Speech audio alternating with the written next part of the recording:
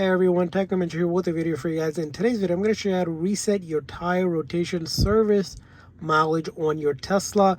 Now, I just got my tires rotated at a non-Tesla service center and they didn't do this. So it's something you might need to do if you don't get your tires rotated at the actual Tesla service center. So it's really simple and easy to do, and it's a good way to keep track of when the last time you got your tires rotated. So all you're going to do is click on your car icon right here, and then from there on you're just going to go to the service section here, and right up the corner right here you'll see here it says reset option. It tells you the last time you got your tires rotated. Here you can see mine was rotated about 8,500 miles ago, which is kind of not great. You're supposed to do it, I think, around 5,000 to 6,000, but I forgot about it and then I finally got rotated. So if you want to reset it, just simply tap on that, and here you can see, because it gives you a couple options what kind of tires you have. I usually don't mess with any of this. I just click on reset, but you can of course change it if you got a winter tire versus all season.